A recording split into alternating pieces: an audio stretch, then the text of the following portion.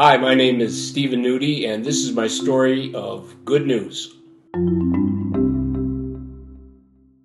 Started coming to the chapel in October of 2016, and prior to that, God was really not much of a part of my life. Grew up in a family, a Catholic family, but it was kind of a religious experience, and it's not something that seemed to my liking, I guess, at that time. So I left religion for decades before coming to the chapel, and it was kind of a question I always had, and that was, do I believe in Jesus Christ? Do I believe in the Lord?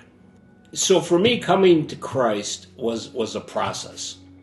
It was a 3-year process. It was in October of 2019 that I think Phil called me in the morning and said there was a toilet that needed to be fixed. And I decided to come in and see if I could fix that toilet. By the time I got there, he had already called a plumber. But since it was 3 years to the day, I had kind of decided I had learned enough and knew that Jesus Christ is Savior and Lord. And at that point, I said to Phil, well, I think I'm ready. And Phil said, ready for what? And I said, ready to give my life to Christ. And at that point, we went into his office and prayed, and that was the point that I made that decision. It took a while, but best decision I've ever made, no question. After a couple of years of going to the chapel, I was in a Bible study with Pastor Tim. Many of you might know Pastor Tim, and my buddy Dennis.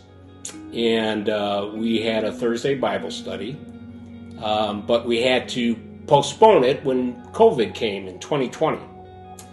And after about a month of not doing a Bible study, Pastor Tim said, hey, why don't we pick it back up? But we're going to have to do it someplace else. Let's do it in someone's house. And he said, we could do it in my house. And I said, well, why don't we do it in my house? I don't have any pets or a wife or kids. So it seemed like a pretty good environment to do a Bible study in the middle of the day. So we started doing that. And at first we would meet up in the kitchen. And I kind of didn't like that area. There wasn't a lot of good light. And it just didn't feel right. So I decided to sell a pool table that I had, which was in this room that we're in now, which has a lot of nice light in it. So I thought, I'm going to sell that pool table, I'm going to take the money from that pool table, and I'm going to build a Bible study table. And so I did that. And one day I was talking to a friend, my good friend Mitt, and he said, what are you doing? And I said, I'm building a table. And he said, why are you building a table? I said, I'm building it for a Bible study, my Bible study that I have. And he said, have you ever built a table before? I said, no. He said, do you know what you're doing? I said, not really. I got some pointers, but had never really done anything like that before. And he paused, and at that point said, the Lord really does work in mysterious ways. And it was a realization at that point. I was kind of into the doing, but didn't really know why I was doing it.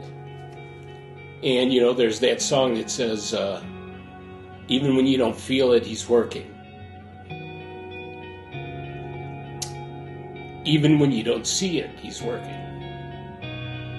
He never stops working. So even in that pandemic time,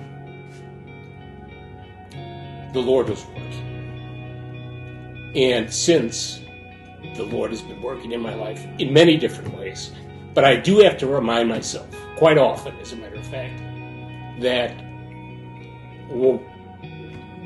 I'm doing things to glorify the Lord. that I'm doing things because of the Lord. So I guess that's my story of good news.